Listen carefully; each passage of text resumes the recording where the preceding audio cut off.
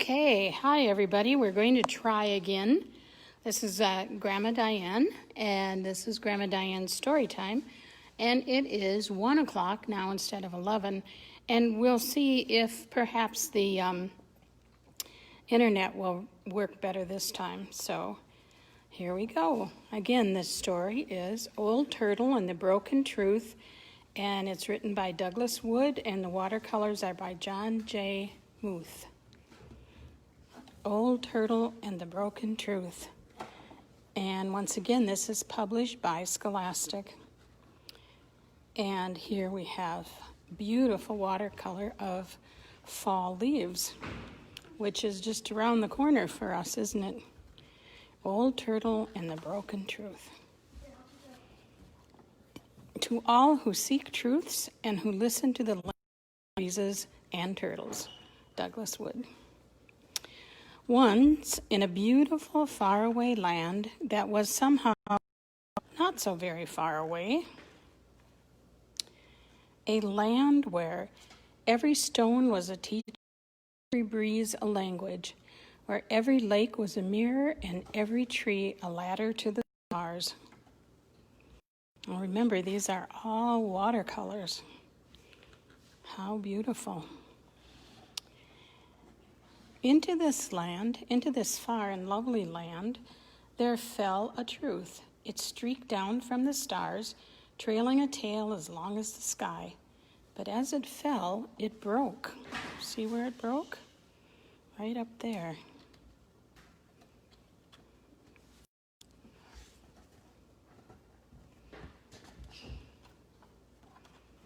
One of the pieces blazed off through the night sky, and the other fell to earth in the beautiful land.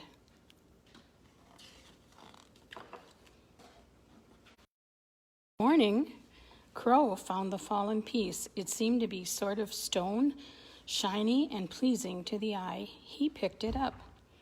"This is a lovely truth," said Crow.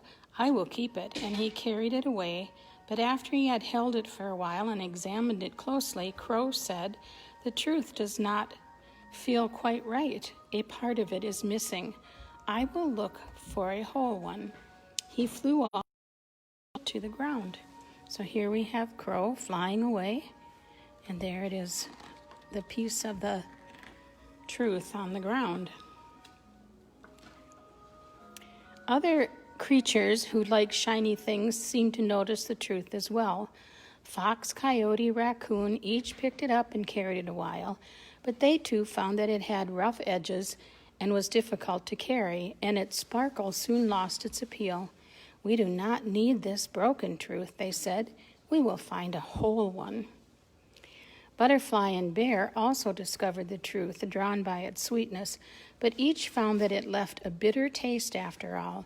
"There's something missing in this truth," they thought, and they left it alone. After a while, none of the creatures even noticed the broken truth anymore, and it lay on the ground, forgotten.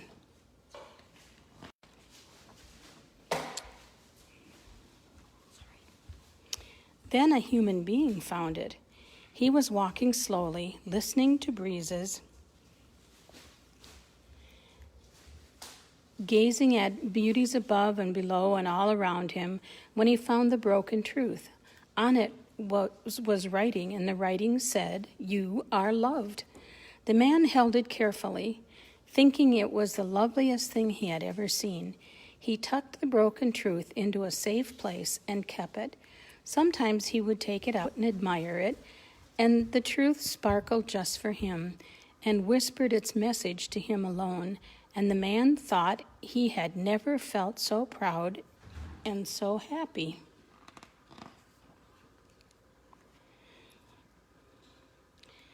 The man took the wonderful truth to his people, those who lived with him, who spoke as he spoke and dressed as he dressed, and whose faces looked like his, and together they cherished their newfound truth and believed in it. They hugged it to themselves, and it became their most important possession. After a while, The man and his people did hear the language of breezes and stones anymore, but heard only their truth. They did not see the mirrored beauty in the lakes or the ladders to the stars, but saw only their sparkling truth, and for them it was enough. And they called it the truth.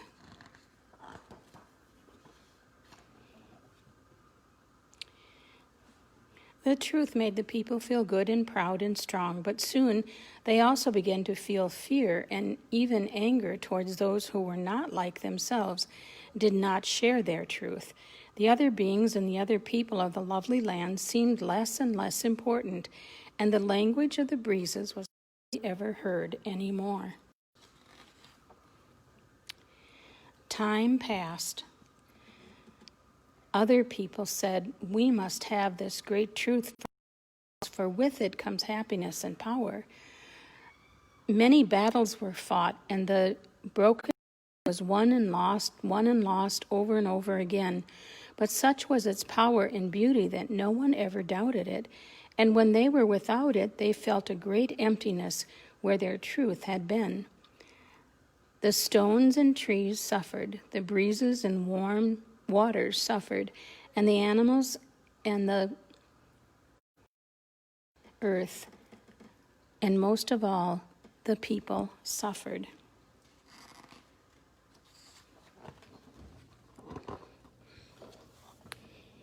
Finally, the animals went to Old Turtle.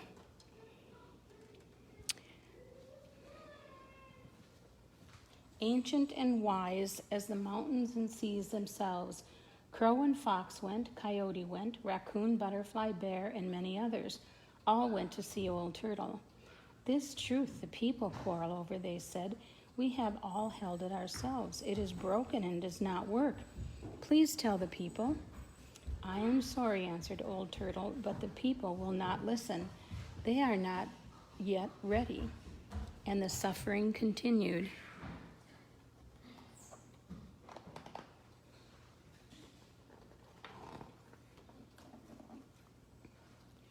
Until one day, a little girl came to find Old Turtle. She had traveled very far, had crossed the mountains of imagining and the river of wondering why, and had found her way through the forest of finding out. And when she had grown tired, and she had ridden on the backs of the animals or the wings of the birds, and they had helped her find her way, finally they came to a great hill in the very center of the world. From there, the little girl thought she had never seen so far or seen so much beauty. There she is, right there. But when she saw Old Turtle, she could hardly speak. She simply looked with eyes full of wonder. "Why have you come so far to find me, little one?" asked Old Turtle. Her voice rumbled like faraway thunder, but was soft as the breeze through a caterpillar's whiskers. I wanted to ask a question," answered the little girl. "Where I live, the earth is sore and people are suffering. Battles are fought over and over again. People say it has always been this way and will never change. Can it change, Old Turtle? Can we make it change?" That's quite a question, isn't it?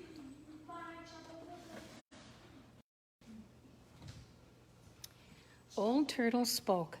"The world you describe is not the world that has always been, little one."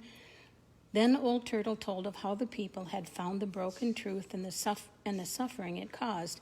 "It is because it is so close to a great whole truth that it has such beauty, and that the people love it," said Old Turtle. "It is the lost portion of that broken truth that the people need if the world is to be made whole again." "But where is that missing piece?" asked the little girl. "Can we put the truth back together again?" "First, my child," said Old Turtle, "remember that there are truths all around us and within us. They twinkle in the night sky and bloom upon the earth. They fall upon us as every day, silent as the snow and gentle as the rain.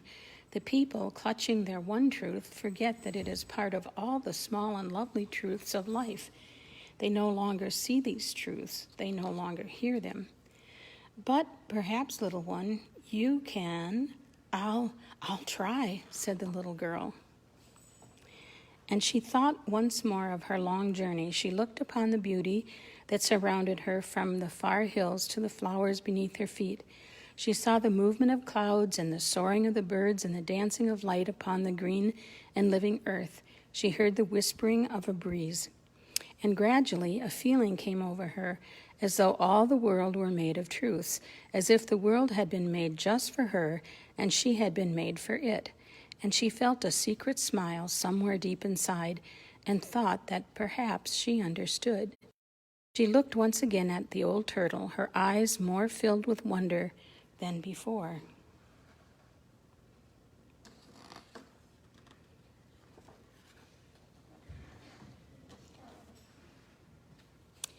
Old Turtle spoke again. "Remember this also, little one," she said. "The broken truth and life itself will be mended only when one person meets another, someone from a different place or with a different face or different ways, and sees and hears herself. Only then will the people know that every person, every being is important, and that the world was made for each of us." For a long time then the two friends were quiet, high on their hill in the very center of the world, and in her heart the little girl thought she could see other people in other beautiful lands, people with their own ways, their own truths, people different from her own, but still, somehow, the people. Finally, the little girl asked one more question. "Old Turtle, how will the people learn these things?" "By seeking out those small and simple truths all around them," said Old Turtle. "By listening once more to the language of breezes, by learning lessons from stones and animals and trees and stars." "Even turtles," she chuckled. She chuckled, "and little girls. Now, little one, it's time for you to go, to return to your people and tell them what you have seen and learned, mend their broken truth. Take this with you," said Old Turtle, as he placed something in the little girl's hand. "I have saved it for a very long time for someone just like you." The little girl looked at what Old Turtle had given her. It was a kind of stone, a mysterious, beautiful stone. It was lovely to touch, and it made her feel good to hold it. "Oh, that sounds familiar, doesn't it?" She squeezed it tightly, then tucked it away for her journey. "Thank you, Old Turtle," she said, and hugged her friend's great leathery neck. And then she started home.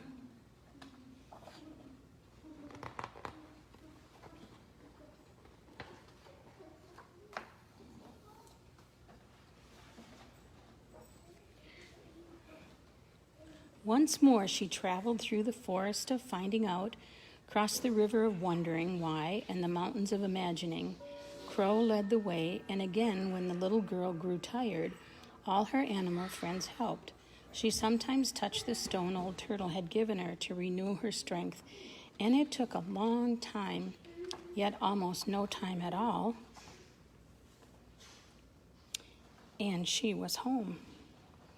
But it had been a very long journey, and those who take great journeys of the heart are changed. The people did not recognize her, and when she spoke, they did not understand. She told them of her journey, but the people could not follow her words. She spoke of a world made of small and gentle truths, of all the peoples being one people, but they could not catch her meaning. She explained about the broken truth and the need to make it whole. But the people did not believe her and could not understand. See all the people here in the painting? And here's the girl telling the story. Finally, Crow, seeing all that had happened, flew to the place high above the village where the great truth was kept, in a place where all could see it. He cawed and cawed in his loudest voice, and suddenly the little girl knew what to do. She climbed to the high place herself. She took Old Turtle's stone from her pocket and carefully added the missing piece to the old broken one.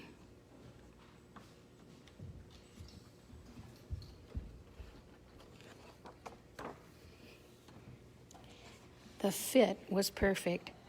The people looked and looked and looked, Some frowned, some smiled, some even laughed, and some cried, and they began to understand.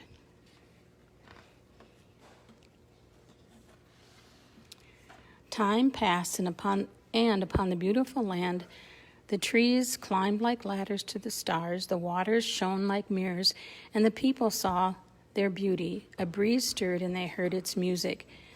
Tiny truths fell by day and night, gentle as the rain and snow, and the people found them and kept them in their hearts. And slowly, as the people met other people different from themselves, they began to see themselves.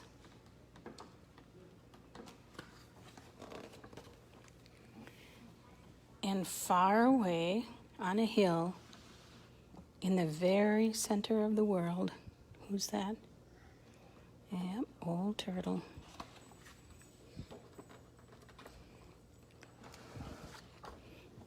Old Turtle smiled. And that's the end of our story for today. And we're back to the end pages. Let's go back here, though, to where they put the truth together. It says here, you are loved, and so are they. So that was the whole message. Remember, part of it flew off at the beginning, and they only had that much, you are loved. But they didn't have the part that said, and so are they. And so they missed the point of the truth. That's a beautiful story written by Douglas Wood, isn't it? Very pretty. Old Turtle. So if you remember, we read once just the plain Old Turtle, and then there's this one, The Broken Truth, and then there's this one, Old Turtle, Questions of the Heart. So they all have good messages to give to us. Well, that's our story for today. Today is Tuesday, so we'll be back tomorrow again at 11 o'clock. Hopefully my internet will be working better than it was today. But I think we've made it today now and have Old Turtle and the Broken Truth read and understood. Thanks for joining me. We'll see you tomorrow at 11 o'clock. Bye now.